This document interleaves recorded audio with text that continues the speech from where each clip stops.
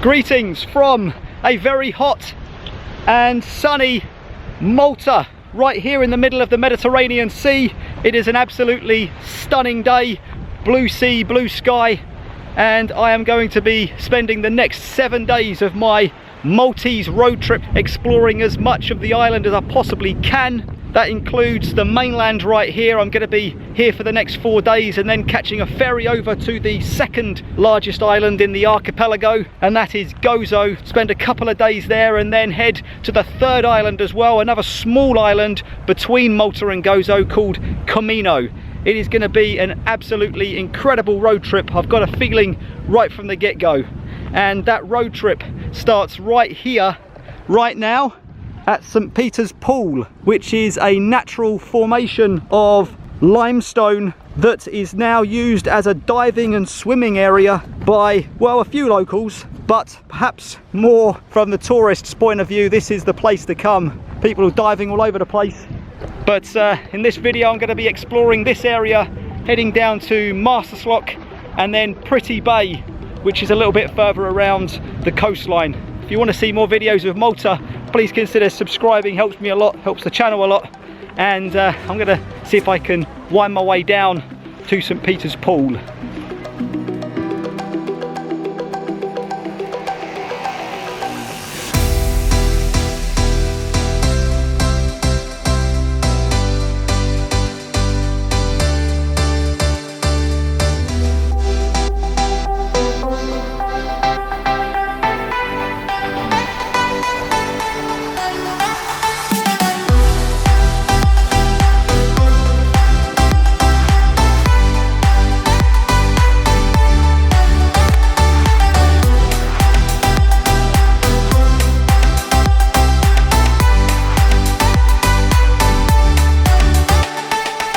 And I found out that limestone is made from basically skeletal fragments from marine life, and over thousands and thousands of years, I would assume, the skeletal fragments are compressed into basically limestone. I'm sure the thorough explanation of exactly how it all comes to be is more complicated and complex than that, but that's a basic explanation as to how it all happens.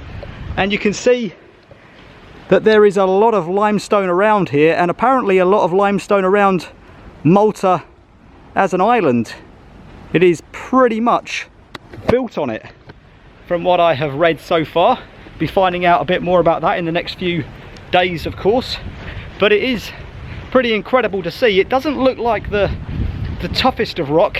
You can see there's a lot of limestone crumbling down, and they have closed sections off so that there's no accidents with falling rocks. In fact, I would imagine all of these have fallen down at some point from up there, but it is really something to see, I've got to say. Very, very special. So over the next 7 days I'm going to be doing a load of sightseeing, as I said, but I'm also going to be getting into a bit of Maltese history. There is a lot to learn in terms of the island of Malta, including the Byzantines, the Phoenicians, the Arabs, the Knights of St. John, the French, the British. They've all been here. They've all conquered the land, and they've all left over millennia, really going back 4,000 or 5,000 years sometimes. Some of the oldest structures on Earth, megaliths, are here on the island of Malta. So loads of history, loads of things to learn, and I'm looking forward to getting into all of that. Okay, here we go. There's the limestone disappearing into the sea. And as I come around, this is St. Peter's Pool. I did quite a bit of research trying to figure out why it's called that, but I just couldn't come up with an answer.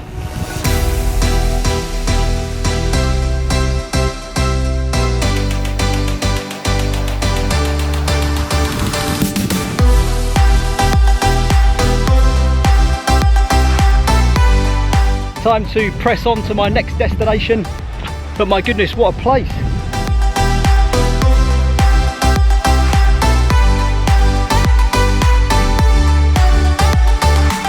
I have made it to Marsaxlokk. St. Peter's Pool and the power station, all of that is behind me, just a couple of miles, and I am in now a village, as I said, called Marsaxlokk. I believe Marsa is port in Maltese and Slok is Maltese. so it really means Maltese port, but it is most definitely one of Malta's, or if not the biggest fishing village and oldest fishing village, certainly in the Maltese Islands. It is famous for these incredibly colourful boats in the harbour, boats of bright blue and green and red and yellow paint, with also an eye painted on them usually, and that dates back to Phoenician times, so you're going back thousands of years to the history of this fishing village. The fishing markets over the other side of the water there are usually full of fresh fish every morning, especially Sundays, when the fishermen come back from their catch and sell it at the fish markets and in the restaurants. I'm going to take a walk, as I said. You can see behind me an incredible lit up, beautiful village. I'm going to take a walk round the harbour area and through the markets and see what I can find. Here we are, quite a large market area. I guess this is all mobile, so if you come down here at night, I'm imagining that there will be nothing here.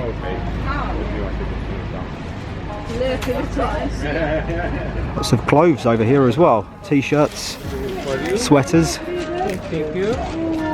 €8. Good deal. Tea towels. Lots of paraphernalia.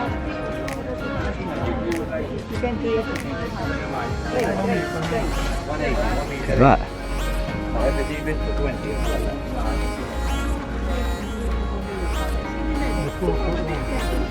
Food and drink, obviously. And then out here is the main harbour area.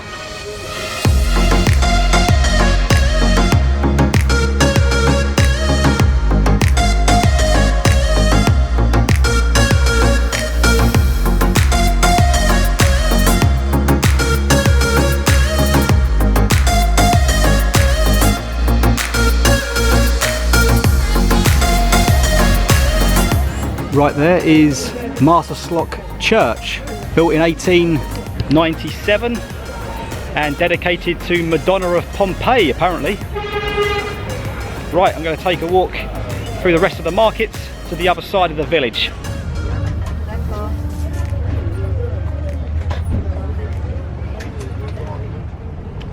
There we go, a glimpse of the hundreds of fishing boats sitting here in the harbour. Something to see. I think I'm gonna head on now to my next destination, which is only a couple of miles away, but I've got the hire car, so I'm gonna jump in the car and head there by road. Let's go.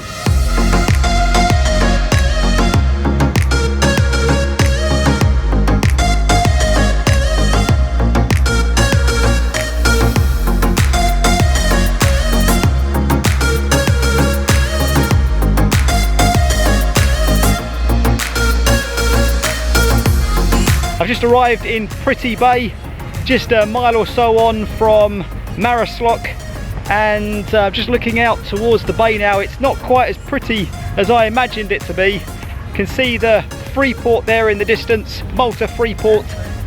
I am going to head out that way and do a little bit of exploring, I think, after I've had dinner on the go. Busy day, no time to stop. Yes indeed, I'm down here now on the artificial beach. This sand was brought in to give the bay a bit of charm. Very nice too. It's just a shame that we have this massive freeport just along the right side of Pretty Bay.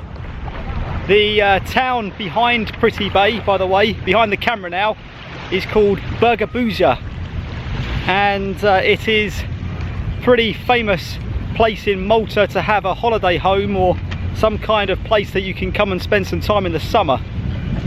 It is quite a nice area, as you can see. Beautiful beach and lots of entertainment, playgrounds, basketball courts, football pitches, and lots going on at the weekends in particular.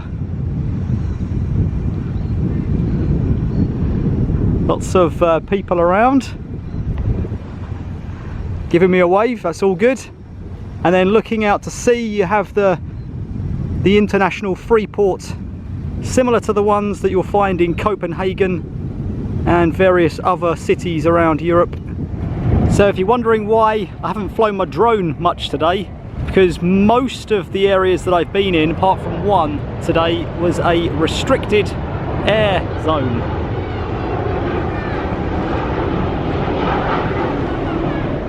Down on the far side now of Pretty Bay, as afternoon starts turning into evening, it turns out this is quite a commercial area, quite an industrial area.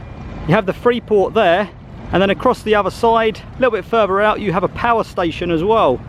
So two industrial, huge areas surrounding the fairly quaint and quiet Pretty Bay here in the middle.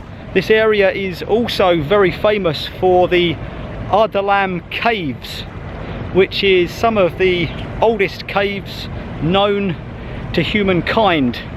The fossils in the cave that is only about a mile away date back to over 250,000 years, which is incredible. And there are also remains fossilized of humans, I believe, dating back around 7,000 years ago. So there is stacks of history. There's a museum there too. It's just unfortunate I haven't got time really to visit that as well. Okay, I'm going to head back up towards the beach area, I think.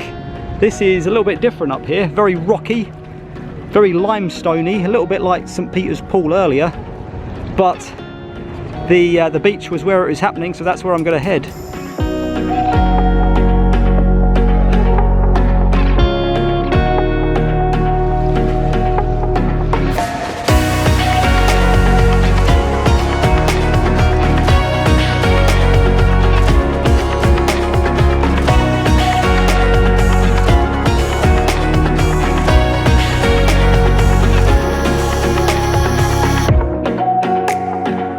Okay, I'm going to call it a day. Plenty more to come from Malta, so please stay tuned. Subscribe if you can. I am going to be posting lots more from this incredible country over the next couple of weeks. So as I say, stay tuned and I'll see you in the next video.